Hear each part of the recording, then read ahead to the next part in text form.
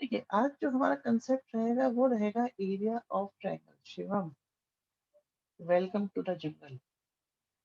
ये रजिस्टर की मोटाई दिखा रहे हो, हमको डरा रहे हो कि मेरा रजिस्टर इतना मोटा है, मैं इतनी पढ़ाई करता हूँ। देखिए एरिया ऑफ ट्रायंगल क्या होता है, आप लोगों ने 10th क्लास में भी ये फॉर्मूला पढ़ा था।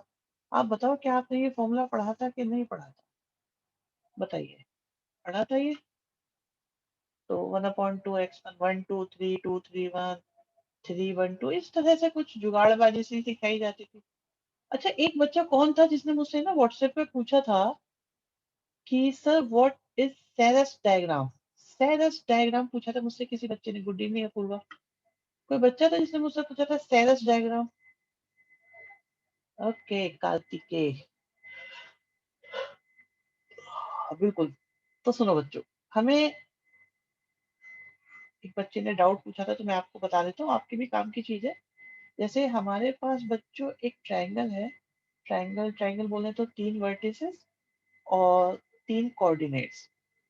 तो हमारे पास एक ए है, एक बी है, एक सी है, ए के कोऑर्डिनेट्स हैं x1 y1। ये नोट कर लीजिएगा रजिस्टर में, बार बार तो क्या नहीं कहना पड़ेगा आप लोगों को कि नोट कर लिया करो, नोट कर लिया करो। जैसे हमारे पास ये ट्रायंगल है और हमें इसका एरिया निकालना, तो इसके एरिया की फॉर्मूला होता है, वो सुनिए कुछ अजीब सा है। सेरस डायग्राम बोलते हैं उसको।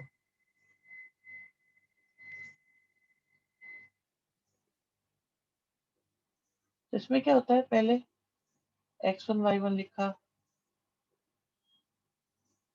x2 y2 लिखा, x3 y3 लिखा, फिर तीनों खत्म हो गए तो x1 y1 दोबारा से लिख लिया। ठीक है, फिर हमने इसको दोबारा से लिख लिया। तो अब क्या करना है आपको? अब करना ये है कि इनकी मल्टीप्लाई x1 की, x2 की, x3 की, इन तीनों की मल्टीप्लाई करो, माइनस इन तीनों की मल्टीप्लाई करो, तो एरिया ऑफ ट्रायंगल आ जाएगा। इज दिस क्लियर बेटा? मेथड देख लो आपके सामने है। क्लियर हुआ कि नहीं हुआ, थोड़ा सा बताओगे?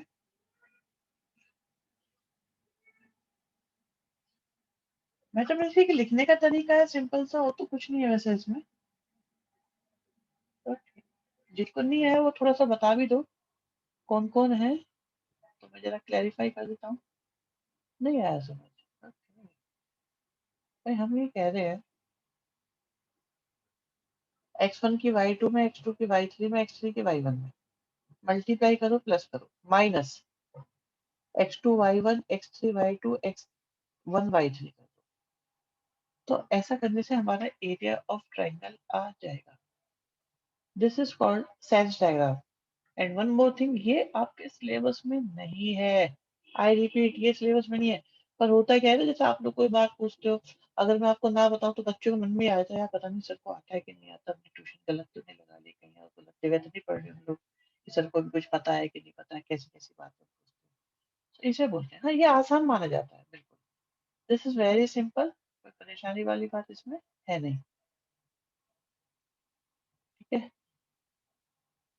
तो इसे क्लियर कर देते हैं। Okay, determinant, determinant is a good method.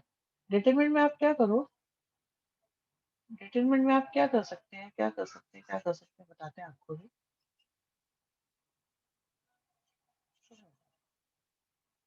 अगर आपके पास में कोई ट्रायंगल है जिसके 3 वर्टिसेस हैं ए बी और सी, तीनों के कोऑर्डिनेट्स भी गिवन है ए बी और सी, तो आप क्या करो, first coordinate, second coordinate, third coordinate, इधर लिखा 1 1 1 और बाहर आ गया 1/2। सॉल्व करने से एरिया ऑफ ट्रायंगल आ जाएगा। But this should be always positive.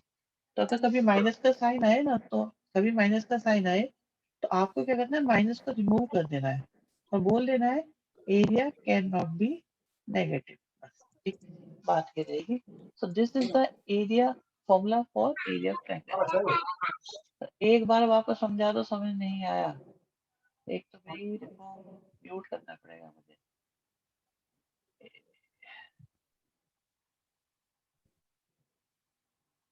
ठीक है भाई, कुछ नहीं करना है, पहला कोऑर्डिनेट लिखना है ए के कोऑर्डिनेट, 2 के कोऑर्डिनेट और सी के कोऑर्डिनेट, पहले ए के कोऑर्डिनेट, बी के कोऑर्डिनेट, सी के कोऑर्डिनेट, फिर लिखा 1 1 1, सॉल्व कर दो, एरिया ऑफ ट्रायंगल आ जाएगा। सुजल आई बात समझ में नहीं आई बेटा? मेरे लाल सुजल बताओ बेटा। सर ये डिटरमिनेंट वैसे ही सॉल्व करना है जैसे 3 by 3 का करते हैं, सक्षम पूछे बिल्कुल जैसे नॉर्मली डिटरमिनेंट सॉल्व करते हैं। आप चाहे प्रॉपर्टी का यूज करके करो, चाहे आप डायरेक्ट इसको सॉल्व कर लो। नमस्ते बेटा। आप कैसे भी यूज करो, आपको बस डिटरमिनेंट सॉल्व करनी है, आपका एरिया ऑफ ट्रायंगल आ जाएगा। एक काम करते हैं, क्वेश्चन करके दिखा देते हैं, उससे ज्यादा क्लियर हो जाएगी बात। ठीक है, नोट कर लीजिएगा अपने रजिस्टर को। रजिस्टर आपका ऐसा होना चाहिए कि आप बाद में देखो, सर 1 ही लिखना है या कुछ और भी लिख सकते हैं। देखो बाद में लेट आने वालों को कुछ एक्सप्लेन नहीं करा जाएगा, 1 मिनट की बात होती तो हम खुद ही देख लेते हैं, but you are 10 minute late, so अपने आप देखो जैसे करना है, थोड़ा सा पहले करके रखा करो। वैसे कोई खास परेशानी है नहीं, छोटी सी बात है, बता देते हैं। अगर आपके पास में एक ट्राइंगल के 3 वर्टिसेस दिए हैं, तो तीनों को लिख दो, फिर 1 1 1 लिख दो। इस डिटरमिनेंट को सॉल्व करने से एरिया ऑफ ट्राइंगल आ जाएगा। करके दिखा देते हैं, फॉर्मूला आप नोट कर लीजिएगा, उससे क्लियर होगा। फॉर्मूले कुछ नहीं होते, फॉर्मूलों का एप्लीकेशन, उन्हें यूज करना मोस्ट इंपॉर्टेंट होता है। ठीक है, ओके,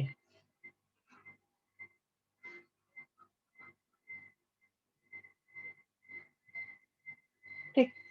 और अगर कभी ये डिटरमिनेंट 0 आ जाए ना, तो समझ लेना कि वो ट्राइंगल नहीं है बच्चों, वो क्या है, एक लाइन है।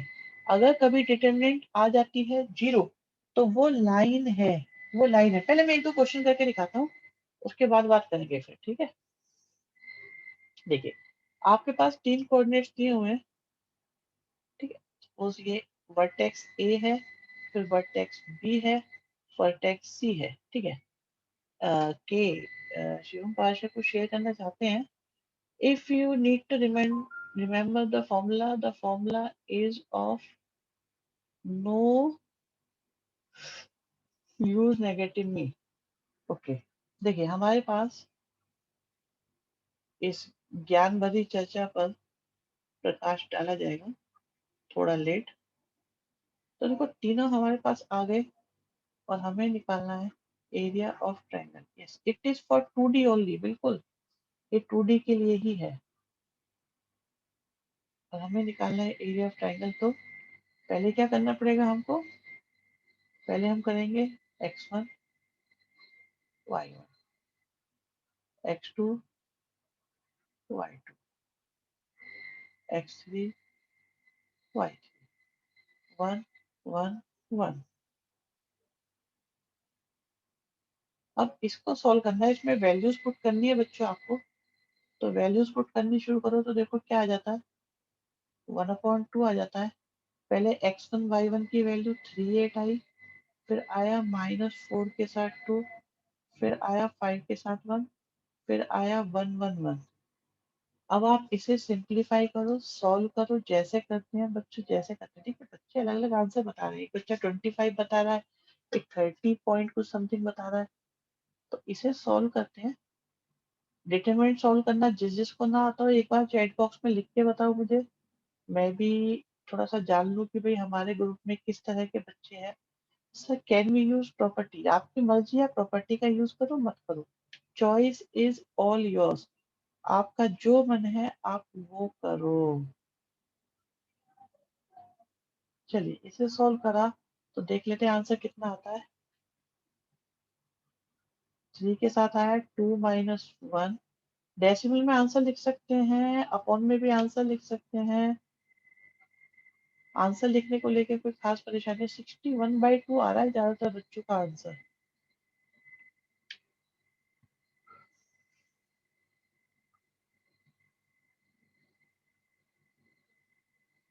तो आया हमारे पास 1/2। ओके, 61/2 ही आ रहा है बच्चों का। तो 9 8 72, 61/2 के बाद ओके, स्क्वायर यूनिट जरूर लिखना है बच्चों। अब ये बताओ, ये किस किस की समझ में नहीं आया?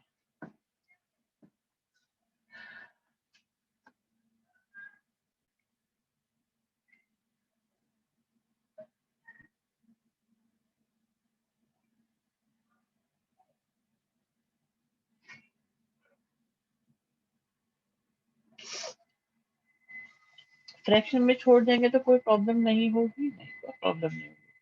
नहीं, अकाउंट में भी छोड़ सकते हो, डेसिमल में भी छोड़ सकते हो, चॉइसेस और योर्स, कोई परेशानी वाली बात नहीं। सर स्क्वायर यूनिट वाला मोस्टली एग्जाम में भूल जाता हूँ। नहीं भूलना मत, आप बता दिया तो मत भूलना। भूल जाते होंगे बट अब बता दिया तो इस काम को मत करना। चलो जी जल्दी से करो, क्वेश्चन नंबर 1 2 3, दो पार्ट कर दो इसमें से, फर्स्ट और सेकंड कर लो बस। सर जेड को 1 क्यों लिया? नहीं जेड है ही नहीं, जेड है ही नहीं बेटा। ठीक है, जेड है ही नहीं, वो तो उसको एरिया का फॉर्मूला बन जाए, एरिया का फॉर्मूला बन जाए तो ऐसी एडजस्टमेंट करके डिटरमिनेंट बनाया हमने। जेड को 1 नहीं लिया हमने, ऐसा लिया जिससे कि फॉर्मूला ही बन जाए। आप डिटरमिनेंट को खोलेंगे तो वो आपका एरिया का फॉर्मूला बन जाएगा, तो वो लिया है हमने। सर 7.5 स्क्वायर है, फर्स्ट का आंसर, आंसर निकालने शुरू करो भाई, आंसर निकालने शुरू करो। हमारे पास जो फर्स्ट आंसर आना शुरू हुआ है दैट इज 7.5। सर तो थर्ड रो अगर नहीं बन रही है तो 1 ही ले ले, थर्ड रो बनेगी ही नहीं कभी भी। जब कोऑर्डिनेट में एक्स और वाई आएंगे। ओके 7.5 ही आ रहा है। एक बच्चा, दो बच्चा, तीन बच्चा, चार बच्चा, पांच बच्चा, छह बच्चा, सात बच्चा। सेकंड का आंसर ये पीछे से देख के तो नहीं लिख रहा कोई? कोई बच्चा पीछे से देख के लिख रहा हो कभी? देखो आपको मैं कुछ नहीं कहूंगा, अपने हिसाब से करो, लेकिन ये है कि भाई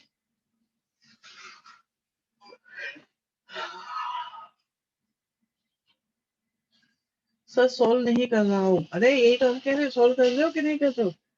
नहीं सर सोल्व कर रहा हूँ कि सोल्व नहीं कर रहा हूँ?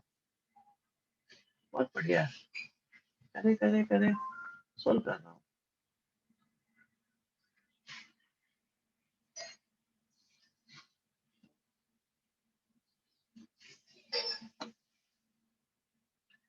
थर्ड का भी निकाल रहे हैं बच्चे।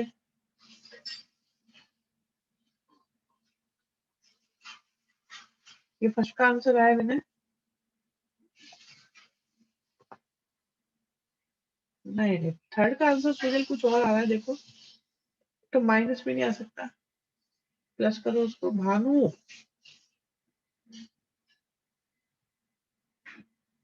शोभित थर्ड में क्या है? जैसे फर्स्ट है वैसी सेकंड है, ऐसी थर्ड है। अगर फर्स्ट और सेकंड हो रहे हैं तो थर्ड में तो कोई बात ही नहीं है।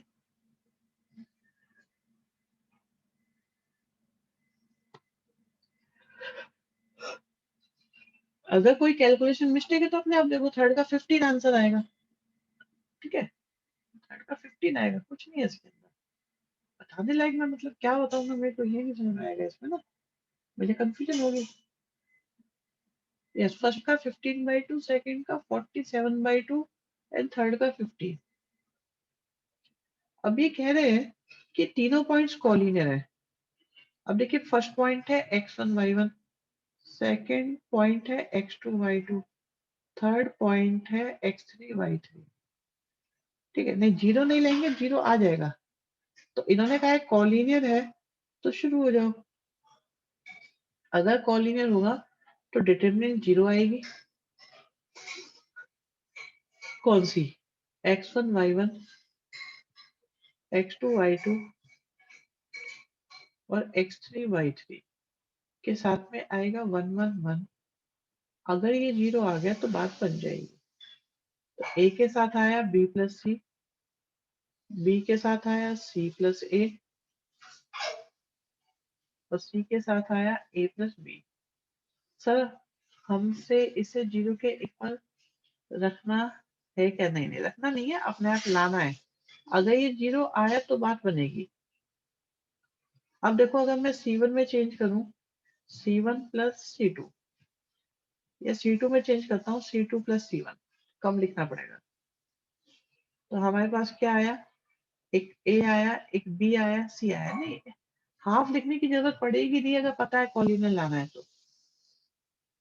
फिर आप प्लस करोगे तो क्या बन जाएगा बेटा? C2 में ए प्लस बी प्लस सी, ए प्लस बी प्लस सी,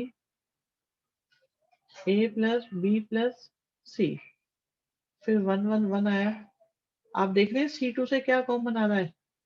C2 से कॉमन आया ए प्लस बी प्लस सी। तो क्या बचा हमारे पास? ए बी सी 1 1 1 1 1 1। आप देखिए C2 और C3 आइडेंटिकल है।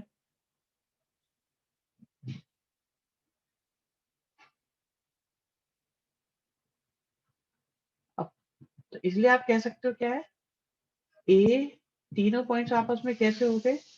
ए बी सी आर कोलिनियर। अभी मुझे बता दो जिसको समझ में ना आया हो, जिसको भी दिक्कत हो जल्दी से बताओ। नो वाले तुरंत चैट बॉक्स में लिख देंगे।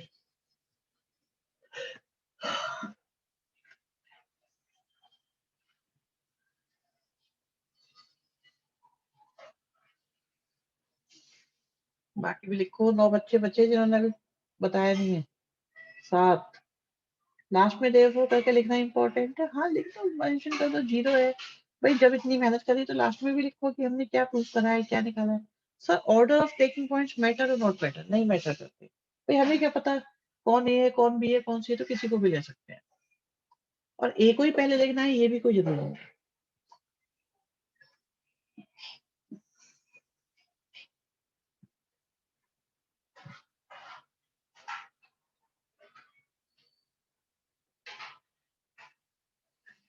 तो तीसरी चीज आती है, अब अगर हमें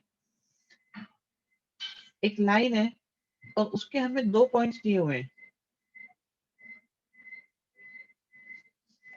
एक पॉइंट दे दिया दूसरा पॉइंट दे दिया। एक लाइन के 2 पॉइंट्स दिए हुए हैं हमको और हमें उसकी इक्वेशन निकालनी है। पहला पॉइंट है x1 y1, दूसरा पॉइंट है x2 y2। तो लाइन की इक्वेशन निकालने का फॉर्मूला होता है, आसान तरीका है वैसे तो ये,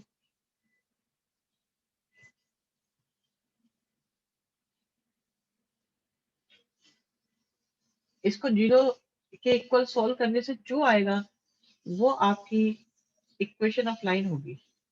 फॉर एग्जाम्पल आपके पास x1 y1 की वैल्यू है 1 और 2, x2 की वैल्यू 3, y2 की वैल्यू 6।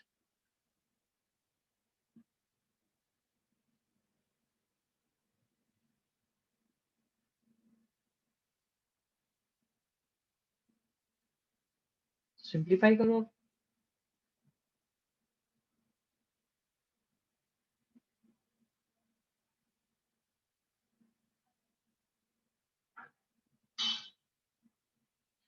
तो फर्स्ट पॉइंट हमारे पास, पहले तो एक्स वाई लिखेंगे। तो फर्स्ट पॉइंट आया 1 और 2, फिर आया 3 और 6, फिर आ गया 1 1 1। इसे सॉल्व कर लो। सॉल्व करके जो आएगा वो होगी इक्वेशन ऑफ लाइन।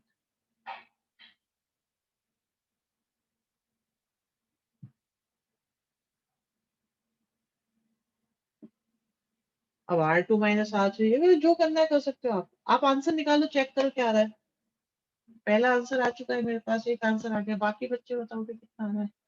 मेरे पास जो फर्स्ट आंसर आ रहा है वो है y इक्वल टू 2x। हाँ ठीक है कार्तिक, ये भी वही है, y इक्वल टू 2x ही आ रहा है। 2 से डिवाइड कर दो और इक्वल टू 0 भी लगाओ आप।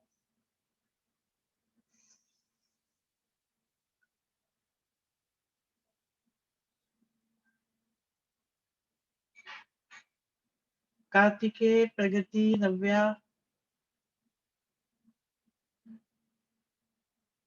अमनजोत, मिशी, ये दो कैसे? अच्छा सेकंड का आंसर है, ठीक है। सुजल सही आंसर है, भानु सही आंसर, झलक करेक्ट आंसर है आपका। प्रगति सेकंड का आंसर सही है, लक्की बढ़िया बेटा। पास फांसी ध्रुव सही है।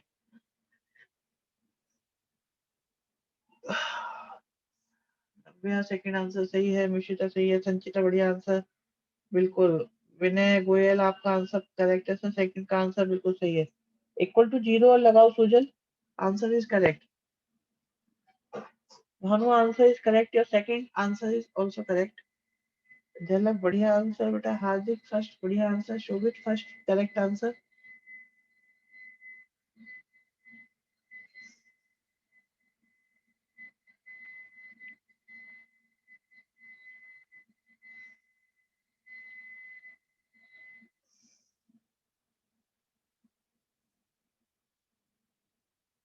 उलझा, सूजल, शोभित हार्दिक।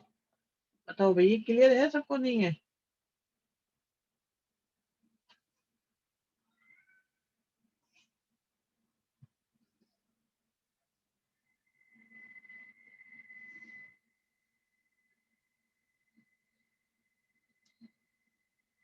मिशिता, पार्थ, सुजल, कोमल।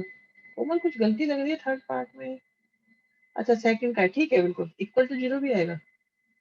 Amanjot correct answer.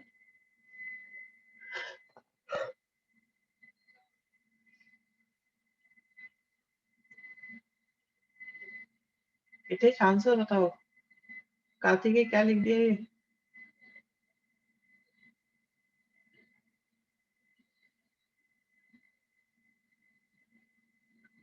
इक्वेशन बनाने के लिए आपको इसे इक्वल टू जीरो रखना पड़ेगा, ठीक है, सबका हो गया। इक्वेशन नहीं, इक्वल टू जीरो रखना ही पड़ेगा, आप डिटरमिनेंट है तो आपके पास कोई ऑप्शन है नहीं, इक्वल टू जीरो लिखना ही पड़ेगा आपको। ठीक है, नेक्स्ट है कि भाई हमारे पास एक ट्राइंगल के दो वर्टिसेस हैं।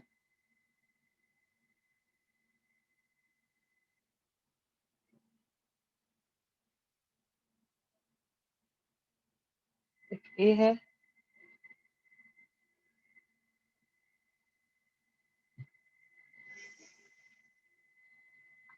बहुत बढ़िया इब्ना, आदित्य, दाविश। नेक्स्ट क्वेश्चन पे फोकस करो जरा।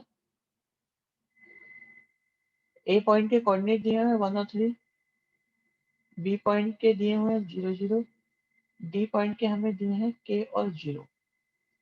कहते हैं एरिया ऑफ ट्राइंगल आपका 3 है।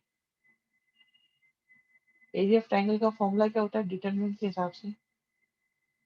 एक ट्राई आप करोगे, मैं एक बात जरूर बताऊंगा, बच्चे कह रहे थे हमें ट्राई करने दो, अभी बताते हैं आपको ट्राई करने के लिए। बट मुझे एक बात बतानी है आपको, सोच समझ के बताना बच्चों, आराम से आंसर देना। -2 का मोड 2 होता है।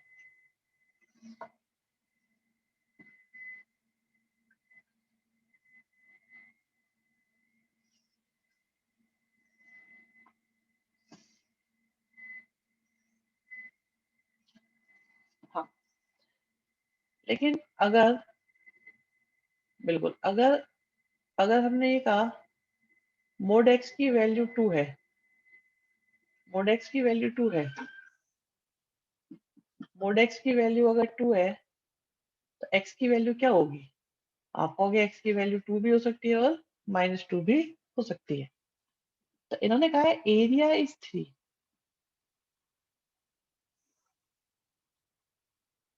एरिया 3 दे रखा है। x1 y1 की वैल्यू 1 3 0 0 और k 0। ठीक, तो अब ये जो आंसर हमारा 3 आ रहा है ना, अगर 3 आया होता तब भी हम 3 लिखते, लेकिन अगर -3 आया होता, अगर -3 आया होता तब भी आपने आंसर को क्या लिखा होता? मान लो किसी क्वेश्चन में एरिया ऑफ ट्राइंगल निकालते निकालते निकालते निकालते निकालते निकालते फाइनली आपका आंसर -3 आया हो, एरिया आपका -3 आया हो, तो क्या आप -3 लिखोगे या ये लिखोगे कि 3 आएगा? तो अब ये बताओ, इन्होंने कहा एरिया 3 आया है, हमें क्या पता वो 3 की वजह से 3 आया है या -3 की वजह से 3 आया है? क्योंकि अगर वो कैलकुलेशन में -3 आया होगा तब भी तो हमने 3 ही लिखा होगा। तो इसलिए एरिया को हम +3 और -3 दो केस बना के करेंगे।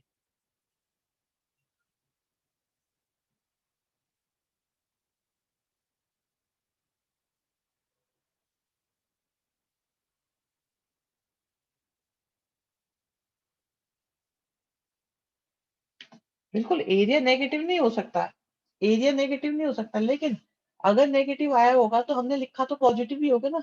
अब आपको क्या पता कि जो इन्होंने एरिया 3 दे रखा है ये नेगेटिव आया था क्या पॉजिटिव आया था?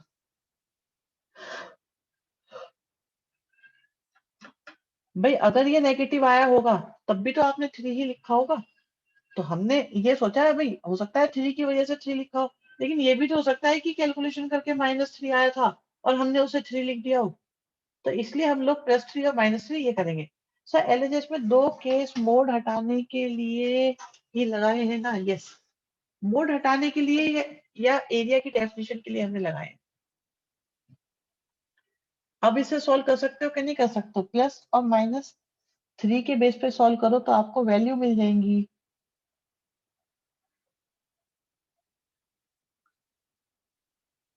+-2।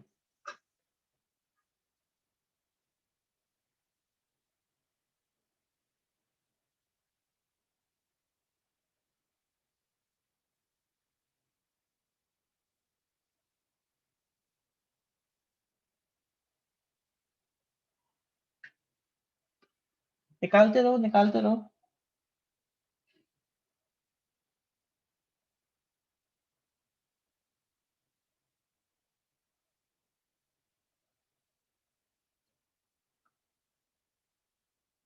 नेक्स्ट क्वेश्चन देखो, बिल्कुल सेम है या नहीं?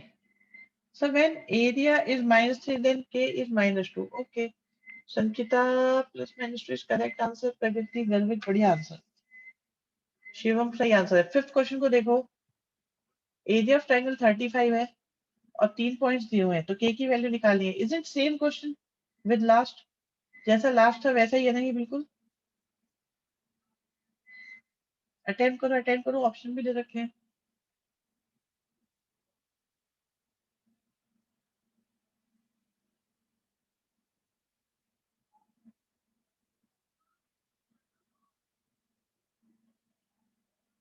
बिल्कुल खुद करिए। बच्चे कह रहे सर हमें खुद करने दो। आंसर चेक कर सकते हैं आप पीछे अपनी एनसीईआरटी से।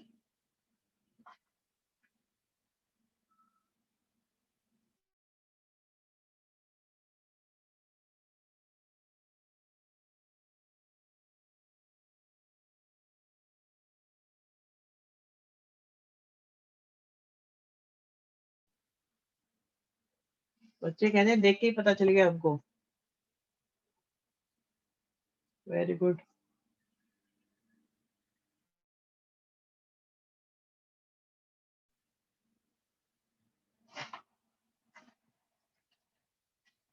बहुत बढ़िया, डी इज द आंसर। किसी को प्रॉब्लम हो बताओ मुझे जल्दी से, या ये कॉन्सेप्ट क्लियर है या नहीं? हाँ आंसर सही है, बताओ जल्दी से। Is this clear? Is this concept is clear to you?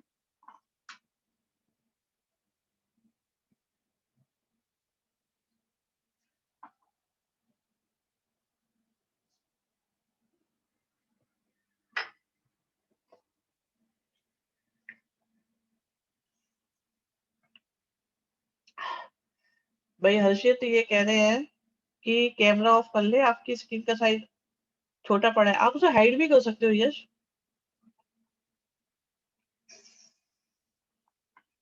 Hide हो सकता है। हाइड का ऑप्शन होता होगा उसमें।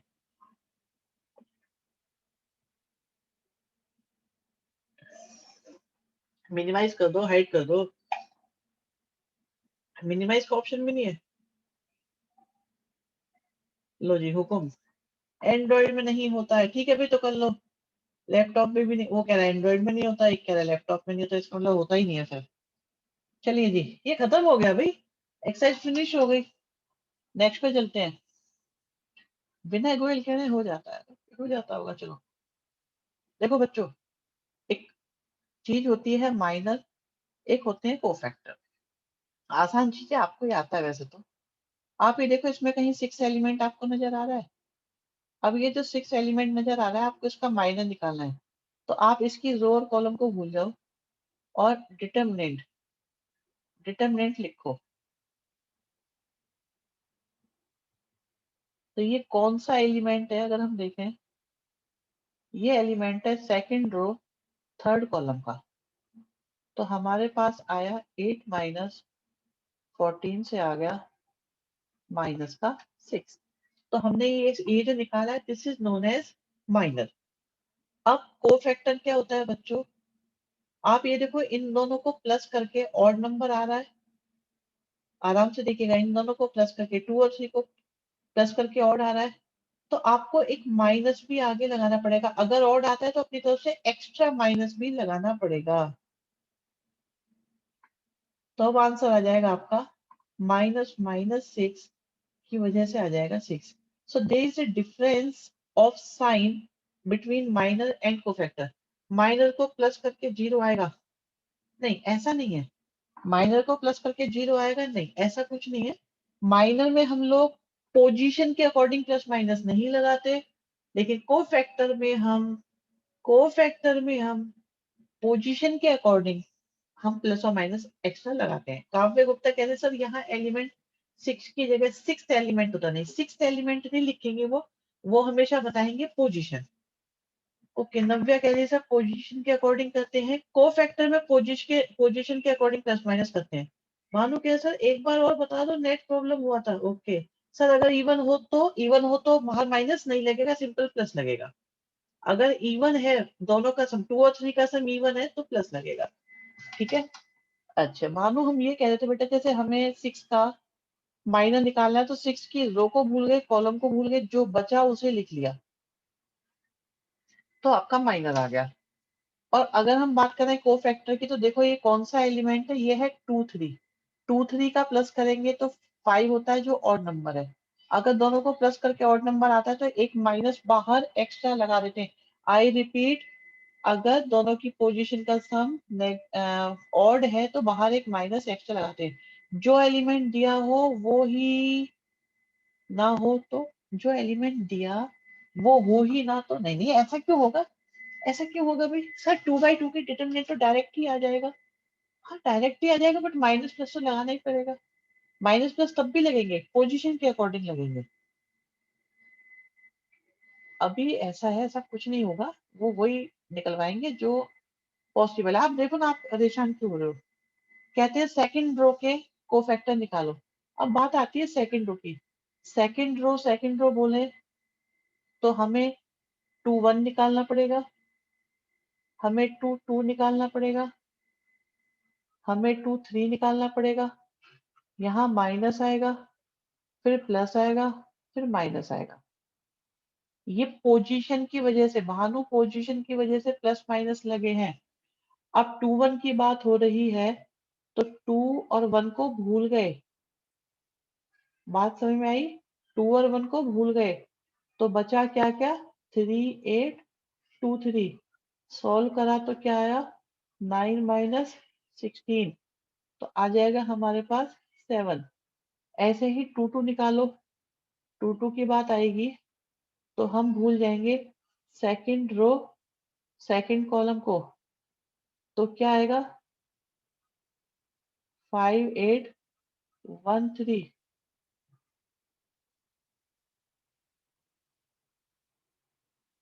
नेक्स्ट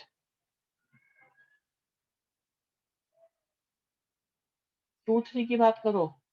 टू थ्री की बात करेंगे तो सेकंड रो और थर्ड कॉलम चले गए, तो हमारे पास फाइव थ्री बचा, वन टू बचा। सॉल्व करने के बाद टेन माइनस थ्री बचा, जो आ गया माइनस का सेवन।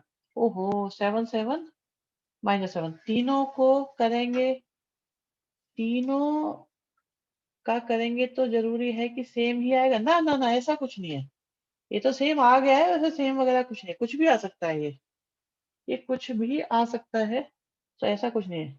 इसके बाद मिशिता जैन का एक डाउट आ रहा है, सुन लेते हैं, थोड़ा बड़ा सा डाउट है सर। किसी भी पर्टिकुलर रो या कॉलम के सारे, अभी बताएंगे इसको मिशिता, डिटेल बताएंगे, थोड़ा वेट करो। मिशिता ने डाउट पूछा, वो थोड़ी देर में आने वाला है, तो अभी नहीं, 5 मिनट और वेट करो बस। हाँ जी, हम बताएंगे जरा बच्चे, इज दिस क्लियर और नॉट क्लियर?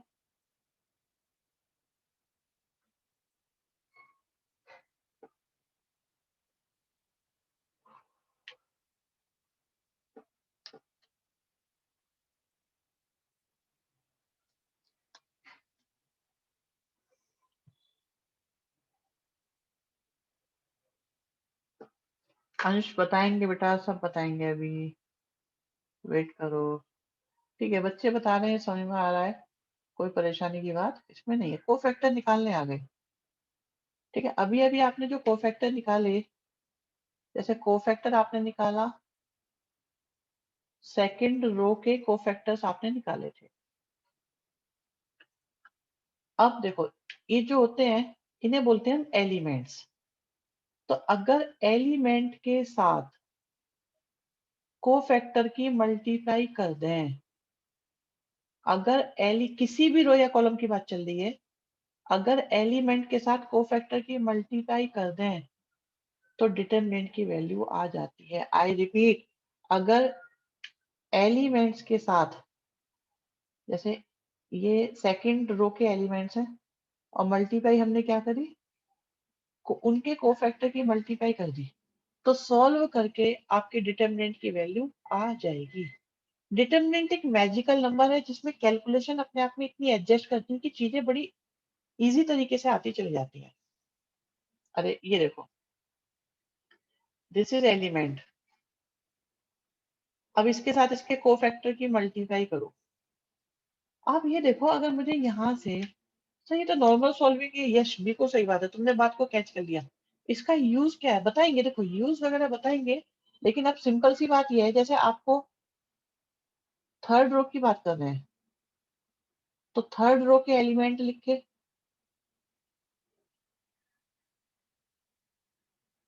और थर्ड रो के कोफैक्टर लिख लिए।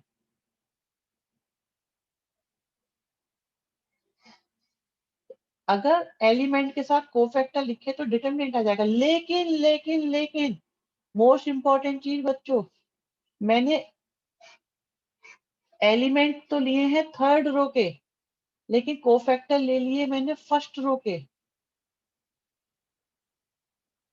मैंने कोफैक्टर ले लिए फर्स्ट रो के, अभी बता रहे हैं। एलिमेंट किसी और रो के और कोफैक्टर किसी और रो के, तो कोफैक्टर हो गए हमारे पास फर्स्ट रो के और एलिमेंट हो गए हमारे पास थर्ड रो के। एलिमेंट थर्ड रो के, कोफैक्टर फर्स्ट रो के, तो सॉल्व करने की जरूरत नहीं, आंसर हमेशा जीरो आएगा, नोट कर लेना। अगर एलिमेंट और कोफैक्टर मिसमैच है कंप्लीटली, मतलब पूरी रो बदल दी, तो आपका आंसर हमेशा जीरो आएगा, सॉल्व करने की जरूरत नहीं है। आई रिपीट, हमेशा जीरो आएगा अगर एलिमेंट और कोफैक्टर मिसमैच हो जाए तो। कैमरा ऑफ के लिए बोल दो भाई, कैमरा। एक मिनट रुको, मैं देखो तो सही किसका कैमरा ऑन है। ओके, कैमरा ऑफ से वैसे क्या दिक्कत होती है। चलो कैमरा ऑफ कर देंगे बच्चे हमारे। So this is not clear. Okay, element third row, cofactor first row, element third row, cofactor first row, तब भी जीरो आएगा, बिल्कुल आएगा। सर घुमा रहा है कैमरा, घूम रहा है कैमरा। ओके, चलो ठीक है, मेन बात पे आओ अभी। मैं क्या कह रहा हूँ, अगर एलिमेंट आपने लिए सेकंड रो के और कोफैक्टर ले लिए फर्स्ट रो के, और इधर यहाँ देख लो आप, एलिमेंट सेकंड रो, कोफैक्टर भी सेकंड रो, तो डिटरमिनेंट आ जाएगी।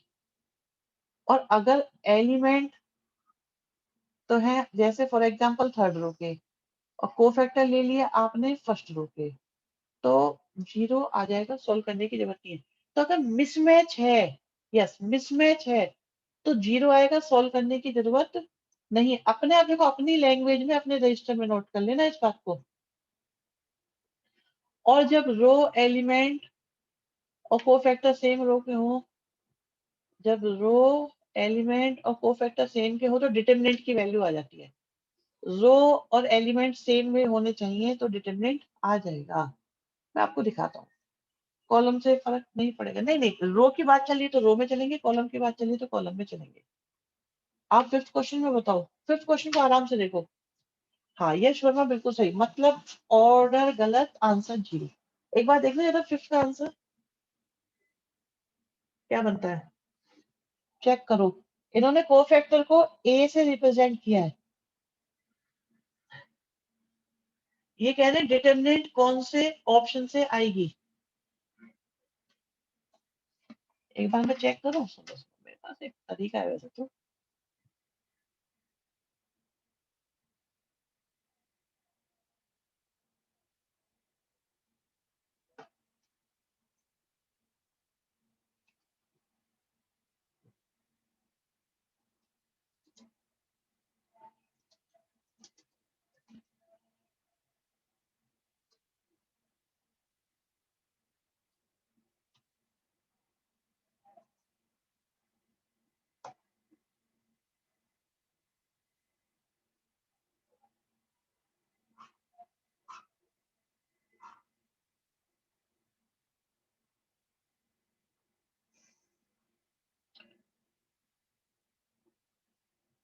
एक मिनट रुको, एक मिनट रुको, एक मिनट रुको।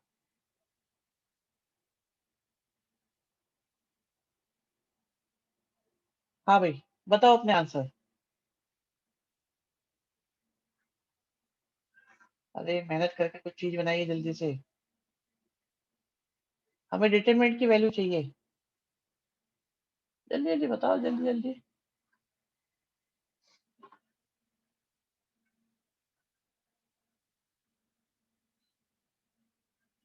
ओहो, कुछ बच्चे कह रहे हैं बी है, कुछ बच्चे कह रहे हैं सी है, कुछ बच्चे कह रहे हैं डी है, कुछ बच्चे कह रहे हैं पता नहीं। सूजल, अब बेटा जो ऑप्शन प्रेस हो गया वो हो गया, जल्दी आंसर दो भी, बाकी बच्चे कहाँ गए? ओनली 20 रिजल्ट करेंगे, अभी करेंगे।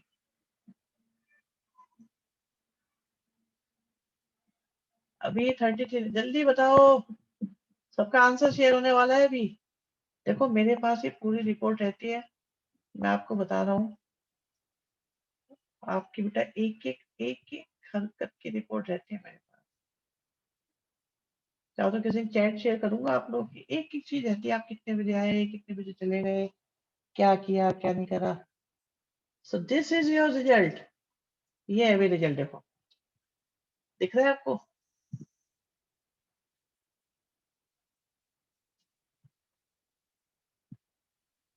अंश आपका बेटा, मैं भी मल्टीप्लाई नहीं, पूरे कंप्लीटली अलग होना चाहिए। साइड में कौन सी ऐप ली हुई है वो भी दिखता है।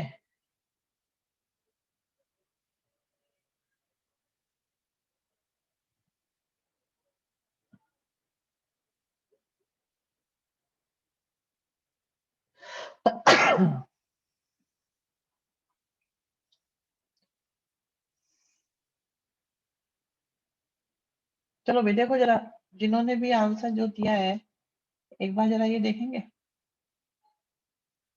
कि इसमें इसमें क्या समस्या थी कि एलिमेंट तो है फर्स्ट रो के और कोफैक्टर कौन से, थर्ड के। तो ये तो मिसमैच हो गया, जीरो, इससे तो आंसर नहीं आएगा। फर्स्ट रो, बट ये देख लो यहाँ गड़बड़ हो गई। ये 2 1 है, ये 1 2 है, ये 1 3 है, 3 1 है, नो, ये भी गलत है। यहाँ देखो, 1 1 1 1, 2 1 2 1, 3 1 3 1। तो डी में ही सेम है, बाकी किसी में सेम नहीं है। तो हम ये बोलेंगे कि first is wrong, C is wrong, B is wrong. तो सही कौन सा हुआ? D is the correct option.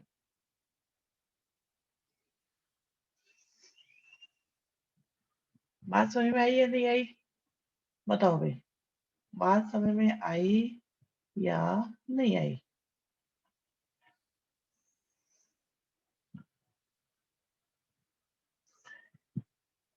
ये रूल कॉलम के लिए भी सेम होगा, बिल्कुल। बात रो की चल रही है तो रो को देखो, कॉलम की चल रही है तो कॉलम को देखो।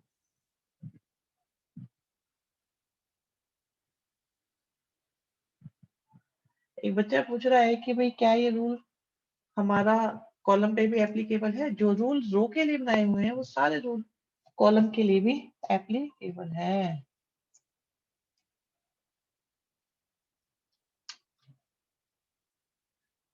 Sir, if two rows are mismatched instead of one row with a row,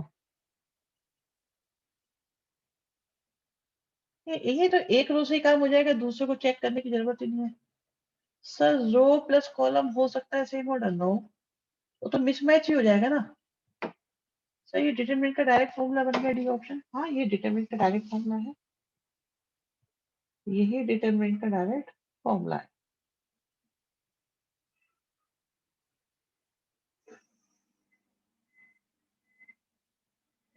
नहीं, एक भी अलग हो गया तो हमारी डिटरमिनेंट की वैल्यू नहीं आएगी। रो और कॉलम एक साथ सेम हो सकते हैं, स्पेशल केस में हो सकते हैं, अदरवाइज नहीं।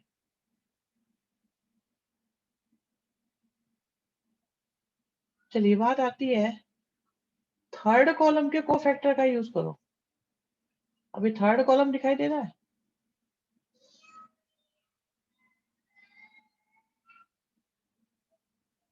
थर्ड कॉलम का एलिमेंट इनटू इसका कोफैक्टर।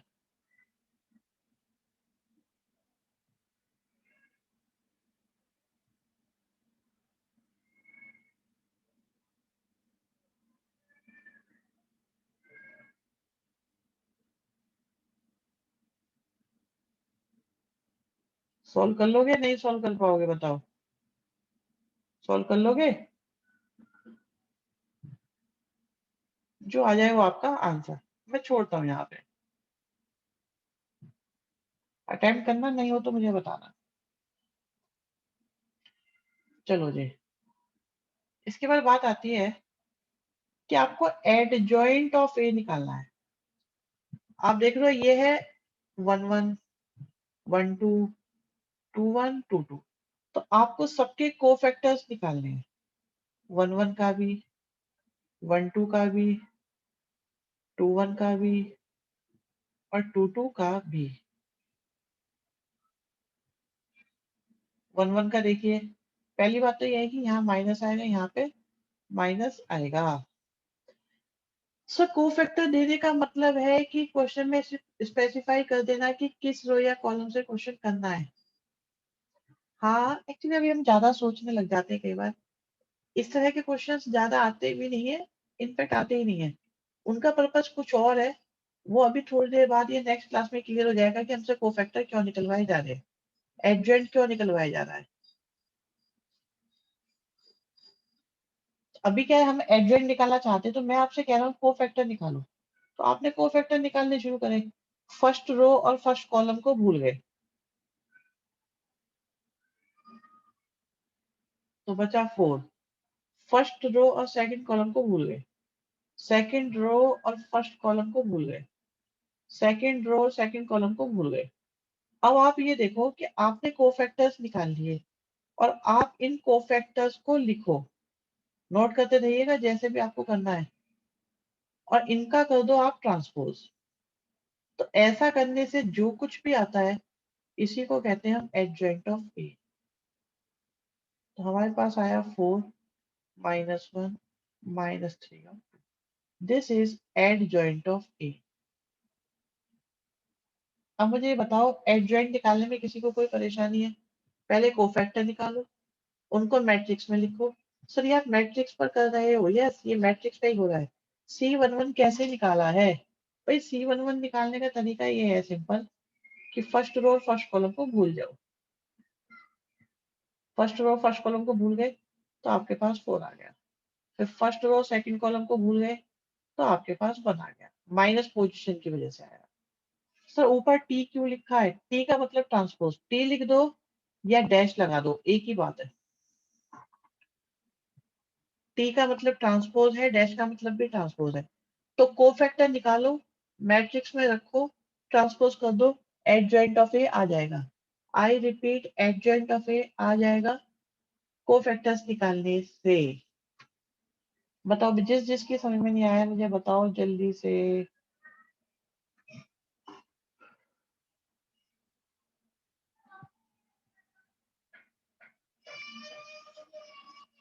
जिसको भी नो बोलना है वो चैट बॉक्स में बता देना।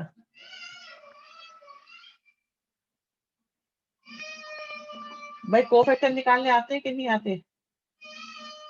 कोफैक्टर, तो पहले तो कोफैक्टर निकाल लिए, निकल गए कोफैक्टर सारे के सारे। अब अब क्या करना है, इन कोफैक्टर्स को एक मैट्रिक्स में लिख दो और उसका कर दो ट्रांसपोज। तो क्या आएगा, 4 -1। इसी को हम एडजॉइंट कहेंगे। So cofactors of every element of matrix should be in same order. बिल्कुल, जो कोफैक्टर है उसी पोजीशन पे लिख देंगे, फिर ट्रांसपोज करेंगे। अभी भी बता दो, किसी को कोई दिक्कत हो तो मुझे क्लियर बता दो, मैं उसे क्लियरिफाई कर देता हूँ कि क्या कहानी है। अच्छा, एक शॉर्टकट भी है बच्चों इसका, शॉर्टकट बता दिया जाए। 2/2 के लिए है बस वो शॉर्टकट, और परमिशन है उसकी, उसकी परमिशन है भाई, परमिशन पक्का अलाउड है वो, डायरेक्ट बिना कोफैक्टर निकाले। तो डायगनल्स को इंटरचेंज और बाकी दोनों के साइन चेंज करने से आपका एडजॉइंट ऑफ ए आ जाएगा।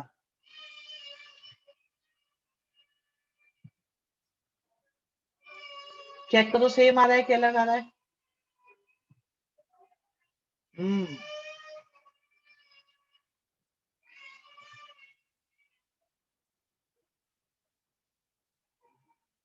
सेम आ रहा है ना। तरीका देख रहे हो, डायगनल वालों को तो इंटरचेंज और बाकी दोनों के साइन चेंज। किसी बच्चे के रोल ये है।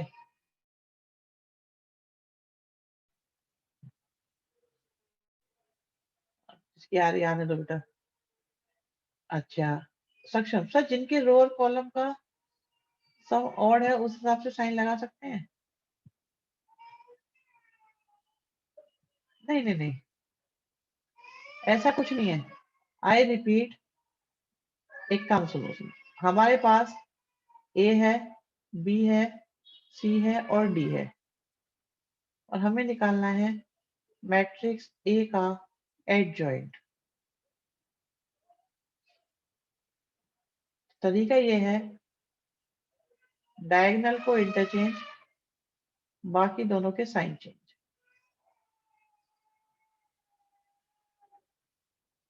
वॉइस लैग हो रही है।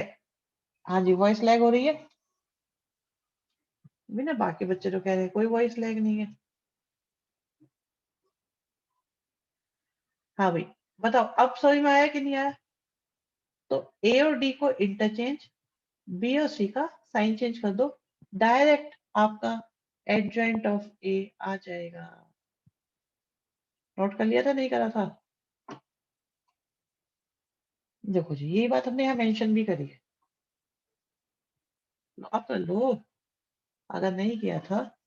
सब मगर इसका यूज क्या है? इसका यूज इतना काम का है ना, जब आएगा तो अच्छा लगेगा आपको। यूज पर हम पहुंचने वाले हैं, अभी तो हम थोड़ा सा माहौल बना रहे हैं जिससे कि आपको थोड़ा आसान आसान सही लगे। यहाँ तक बताओ भाई, किसी को कोई दिक्कत?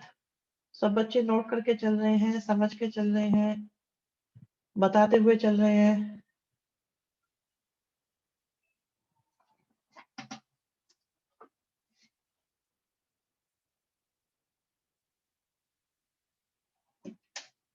माहौल बनते बनते घड़ी 9 ना बना दे। नहीं, 9 बना देंगे, बिल्कुल 9 बना देंगे। जल्दी आंसर दो भाई, पोल में एक तो स्लो इतने हो जाते हो। ये ये बिल्कुल ढीले ढीले से बच्चे क्यों हो जाते हो? ओनली 34 रिस्पॉन्सेज, 36 आए अभी तक, बाकी 5 कहाँ चले जाते हैं?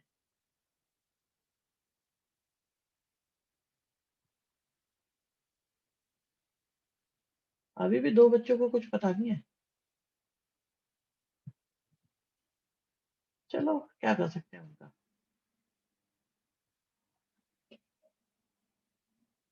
हाँ हाँ हाँ, ये खतरनाक बात आई। चलो पहले ऐसे देखो। देखो बच्चों, आपके पास में एक मैट्रिक्स है, और इस मैट्रिक्स की हम बनाते हैं डिटरमिनेंट। अगर हमने डिटरमिनेंट बनाई तो 1 2 और 4 8।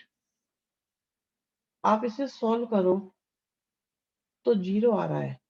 तो जिस मैट्रिक्स की डिटरमिनेंट जीरो आती है उसे सिंगुलर कहते हैं। ये बात पहले भी एक बार बताई जा चुकी है।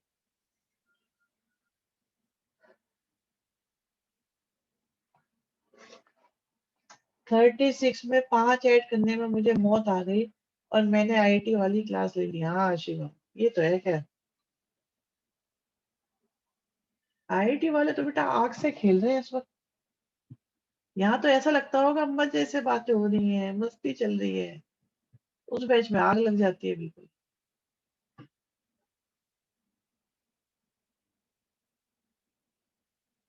ठीक है जी। तो सिंगुलर मतलब डिटरमिनेंट की वैल्यू जीरो। उस बैच में अलग है, होता है। अच्छा भाई, एक बात सुनोगे आराम से? ये तो खतरनाक बात आ रही है, क्या करूं मैं तुम्हारा भाई? हैं? ये तो सारी खतरनाक खतरनाक बातें आ रही है। समझा दूं? चलो समझाता हूँ। अच्छा ये बताओ, कल निकलवाएंगे आज ही करेंगे? पहले तो मुझे ये बताओ, एडजॉइंट निकालना आता है कि नहीं आता आपको? अगर मैं आपसे बोलूं कि C11 निकालो, C12 निकालो, C13 निकालो, C21 निकालो, C22 निकालो। यस, बात तो आपकी सही है।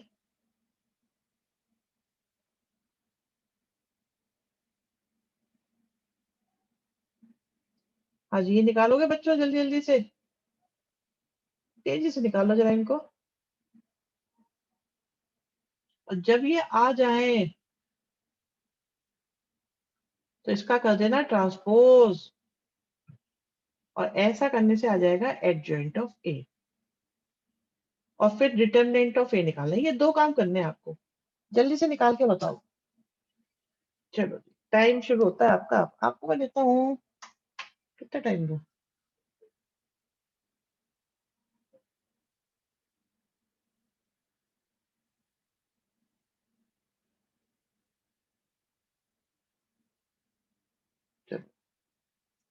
ओके श्रद्धा, गुड गोइंग। प्लस माइनस का भी ध्यान रखना ना, पोजीशन के according. Odd position minus, odd position minus.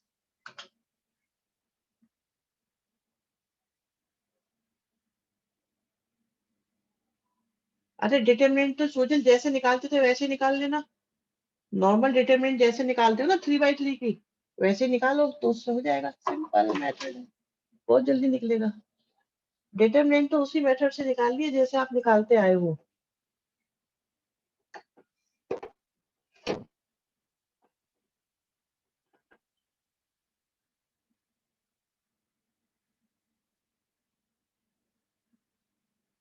लक्की क्या लिख रहे हो बेटा, ये कुछ समझ में आ रहा है? 12 तारीख हो गई लकी।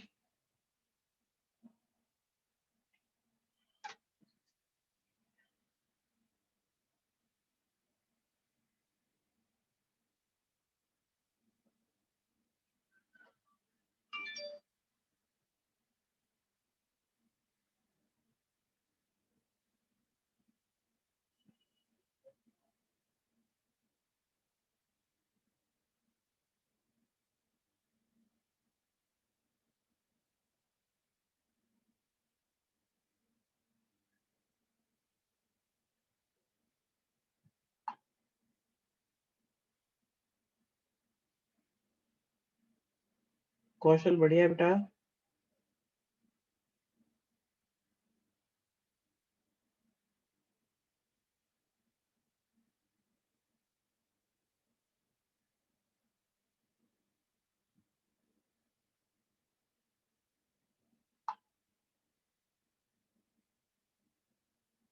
दोनों निकाल लिए, मगर टाइप नहीं, टाइप मत करो, कोई बात नहीं, आप लिख लो।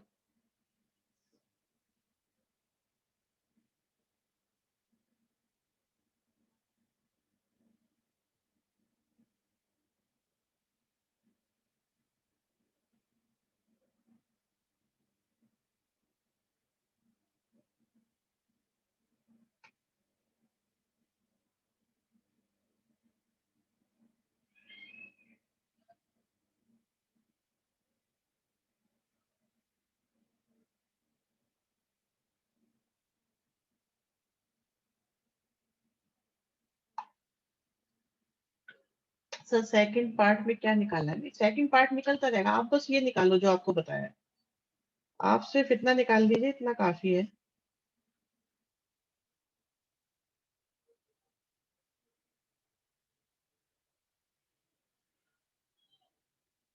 Adjoint of A, adjoint of A आपको बताया था ना क्या करना है। कोफैक्टर रखिएगा और उसका कर देंगे ट्रांसपोज। ऐसा करने से एडजॉइंट ऑफ ए आ जाएगा, and this is a determinant. अब अब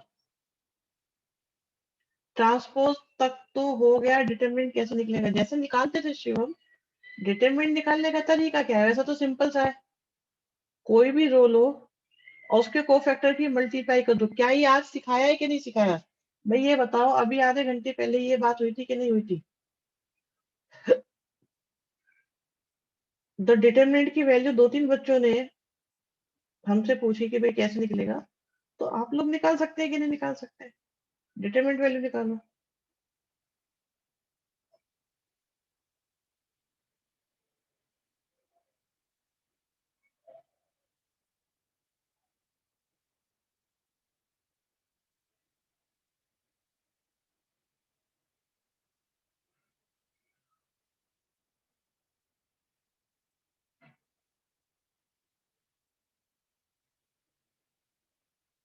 सर ए इनवर्स क्या है? भाई ए इनवर्स भी बताएंगे आप लोगों को।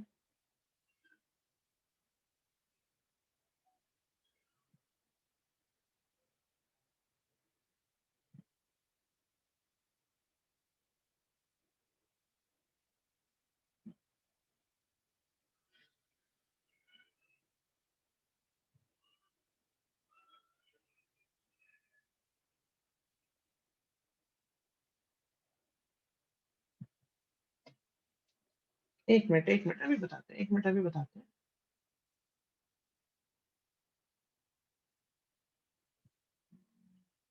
ठीक है, बुक से चेक कर लिया, बुक से चेक कर लिया। तो बच्चों, अगर आपसे कभी कहा जाता है ए इनवर्स निकालो, तो ए इनवर्स का मतलब होता है 1 upon A determinant into adjoint of A. तो जो एडजॉइंट ऑफ ए आ रहा है उसे लिख दो और बाहर कर दो 1 अपॉन ए डिटर्मिनेंट। आपका क्या आ जाएगा? ए इनवर्स आ जाएगा। यहाँ ये जानना बहुत जरूरी है कि ये बात कितनों की समझ में नहीं आई।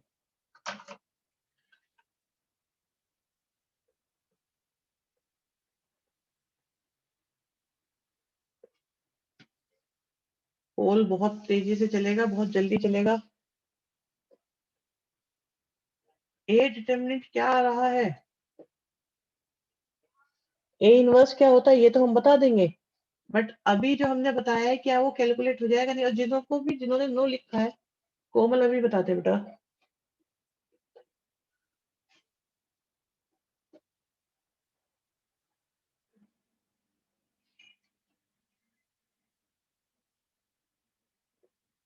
मुझे ये बताओ बच्चों,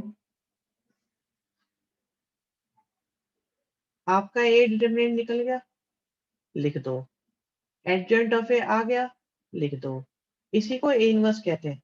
और ए इनवर्स वो मैट्रिक्स होती है जिसकी मल्टीप्लाई ए में करो तो आइडेंटिटी मैट्रिक्स आ जाएगा। भाई टू का मल्टीप्लिकेटिव इनवर्स क्या होता है? 1/2। तो मल्टीप्लिकेटिव इनवर्स मतलब जिसकी मल्टीप्लाई करने से आपका आंसर 1 आ जाए। इसी तरीके से ए इनवर्स का मतलब ये होता है कि ए इनवर्स की ए में मल्टीप्लाई करोगे तो आपका आंसर आई आ जाएगा। और ए इनवर्स कैसे निकलता है बच्चों? एडजॉइंट ऑफ ए को लिख दो और बाहर लिख दो 1/ए डिटरमिनेंट। बस ऐसा करने से तुरंत ए इनवर्स निकल जाएगा।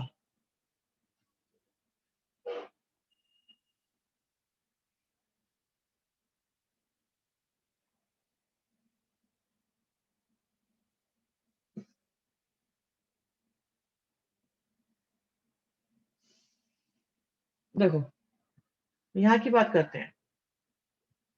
पहले छोटे क्वेश्चन को समझते हैं। ये हमारे पास ए है।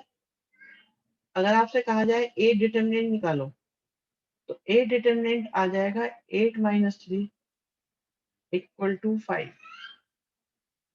अभी रुको, अभी कराते हैं। और अगर आपसे कहा जाए एडजॉइंट ऑफ ए निकालो, तो एडजॉइंट ऑफ ए कितना होता है? इंटरचेंज और साइन चेंज। ठीक है। अगर आपसे कोई कहता है कि ए इनवर्स निकालो, तो ए इनवर्स का मैंने मतलब बताया था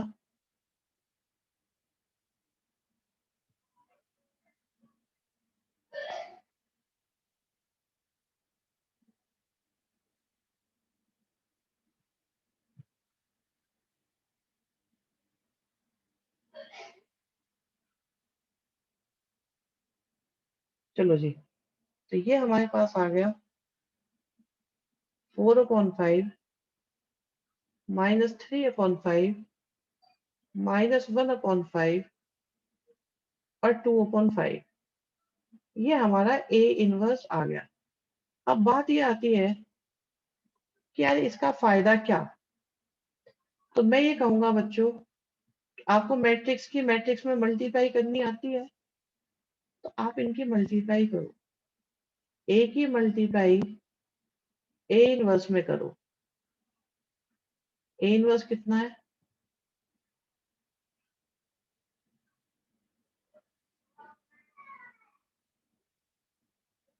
करके देखो,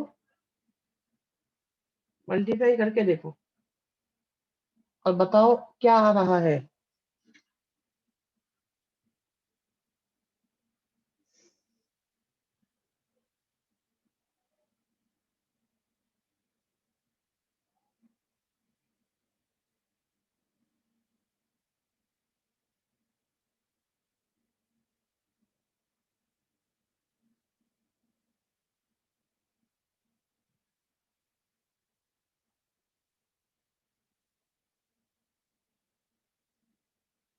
कर रहे हो मल्टीप्लाई बेटा? बहुत बढ़िया। करते रहो करते रहो करते रहो।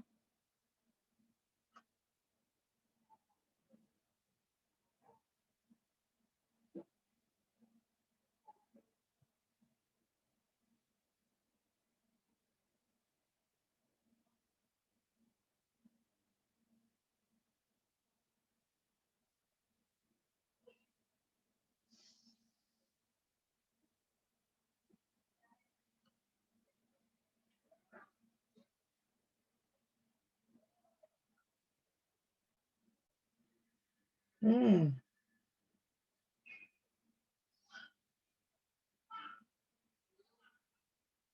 अरे लक्की क्लास ले लो भाई, किस काम में लग गए?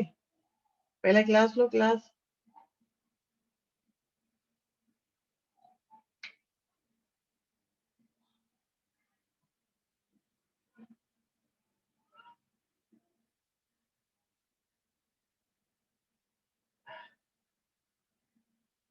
अगर ए बी आई है तो बी ए भी आई होगा। शिवम कुछ गड़बड़ हो रही है बेटा, 3/5 में मिस्टेक है।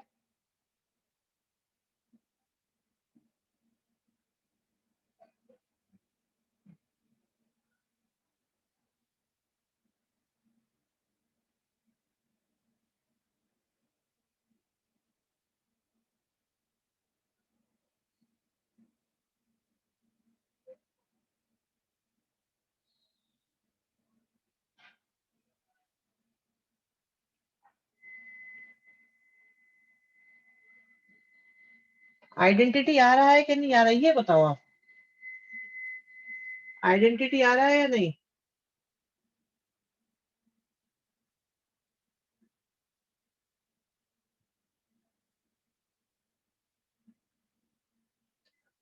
देन बिल्कुल बहुत बढ़िया। देखो, आप चाहे कभी भी ए इनवर्स में ए की मल्टीप्लाई करना या ए इनवर्स में ए की मल्टीप्लाई करना, आएगा आपका आई ही। अब ए इनवर्स निकलेगा कैसे हमेशा? ए इनवर्स निकालने का तरीका आपके सामने है। तो ए इनवर्स निकालने के लिए जरूरत पड़ती है एडजॉइंट की, इसलिए हम लोग एडजॉइंट ऑफ ए निकाल रहे थे। कुछ बच्चे मुझसे थोड़ी देर पहले पूछ रहे थे, सर ए इनवर्स क्यों, ए इनवर्स क्यों, ए इनवर्स क्यों? भाई ए इनवर्स का मतलब है, ए इनवर्स का मतलब है,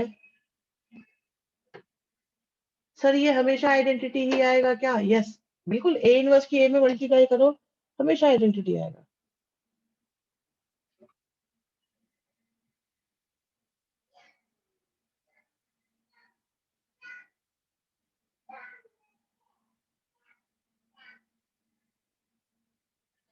is it possible A B I हो not equal to B A?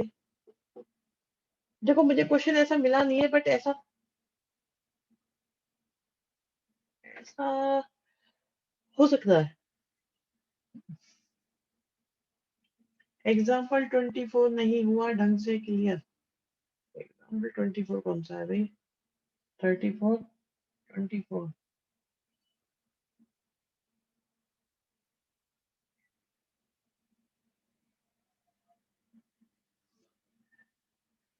देखो, अब बात आती है, आपके पास एक मैट्रिक्स है ए, तो क्या आप एडजॉइंट ऑफ ए निकाल सकते हो? एक सिंपल सी बात, क्या आप एडजॉइंट ऑफ ए निकाल पाओगे बच्चों? एडजॉइंट ऑफ ए निकालो और उसकी ए में मल्टीप्लाई करो, और अब बताओ आंसर क्या आ रहा है। फिर ये बहुत काम की चीज है, बड़ी अच्छी चीज है। एक ही मल्टीप्लाई एडजॉइंट ऑफ ए में करके देखो, जो बच्चे करेंगे उन्हीं का हाथ साफ होगा, वही अच्छे से कर पाएंगे इसको।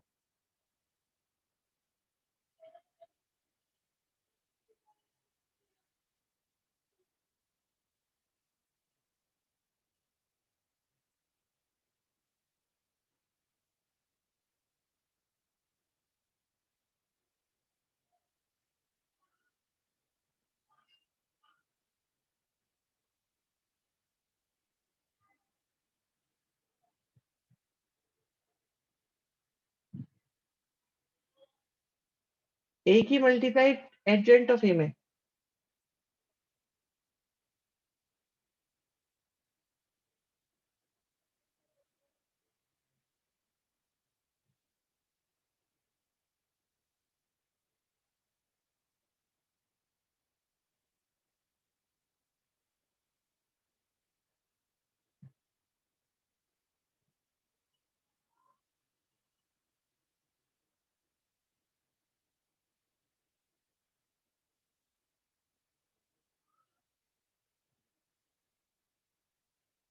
उल्टा लिख दिया ना?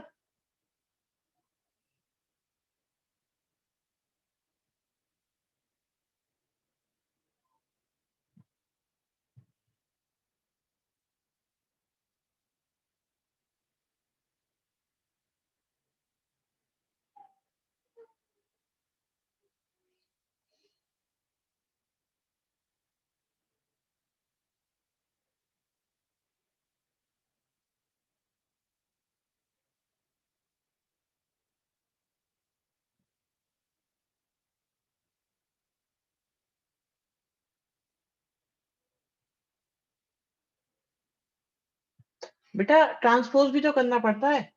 देखो, एडजॉइंट ऑफ ए में कोफैक्टर निकालने के बाद ट्रांसपोज भी तो करना पड़ता है।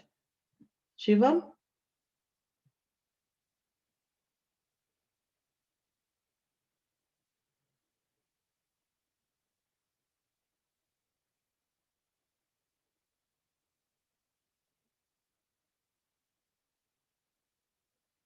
अब इनकी मल्टीप्लाई करो। अच्छा, एक काम और करो, ए डिटर्मिनेंट भी निकाल लो।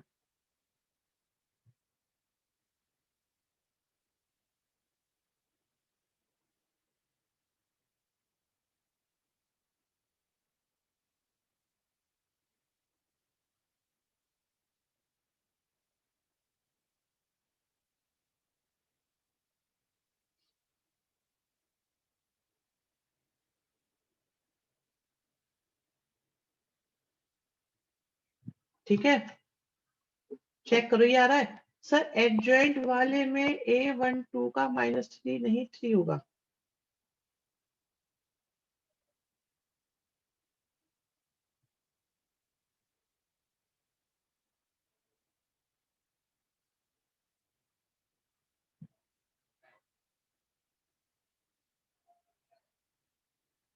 -3 आएगा बेटा, चेक करो।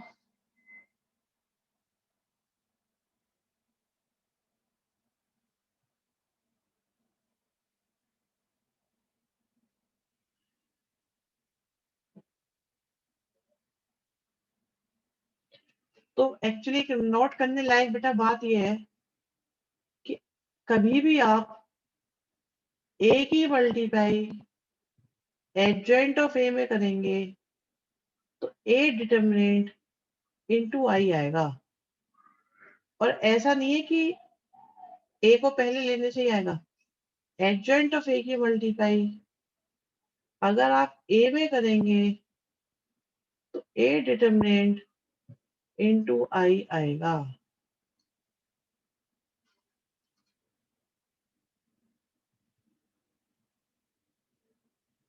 ये प्रॉपर्टी आपको याद रखनी पड़ेगी। ठीक है, अब नेक्स्ट क्वेश्चन में कहते हैं इनवर्स निकालो।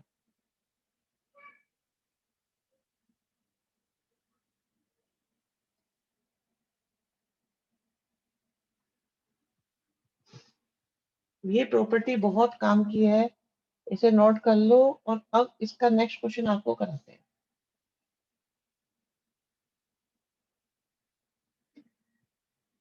हम्म अब हमारे पास एक मैट्रिक्स है, मान लीजिए ये ए है। तो क्या आप एडजॉइंट ऑफ ए निकाल पाएंगे? 2 बाई 2 का तो बहुत आसान है, इंटरचेंज और साइन चेंज। क्या आप ए डिटर्मिनेंट निकाल पाएंगे?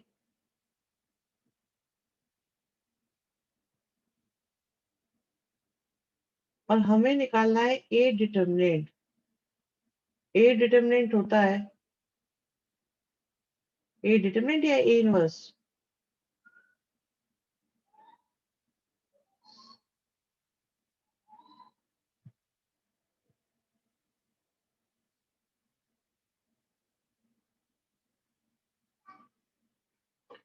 अब बताओ ये किस किस की समझ में नहीं आया? बच्चों बताओ बताओ बताओ। मुझे पता है थक जाते होंगे, बहुत देर हो गई पढ़ते पढ़ते पढ़ते पढ़ते। लेकिन देखो चीजें इतनी मुश्किल भी नहीं है। मुझे तो ऐसा लगता है कि ज्यादा डिफिकल्ट वाला पार्ट ये चल नहीं रहा है अभी। हालांकि जो चीज जब चल रही होती है उस वक्त वही डिफिकल्ट लगती है। बट बिलीव मी, ये ज्यादा डिफिकल्ट है नहीं, आसान वाला पार्ट है।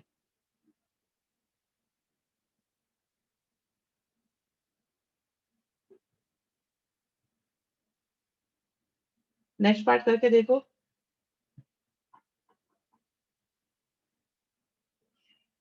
Next part.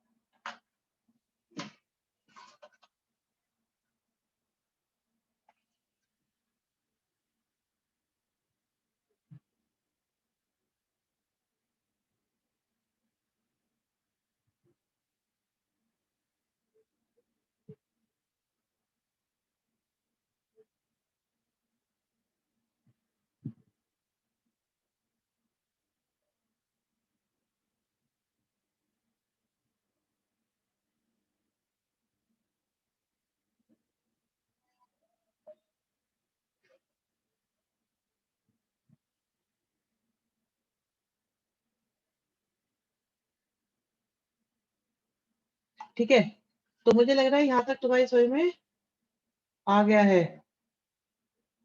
ओके, तो इसके बाद बस अभी इतना ही करते हैं।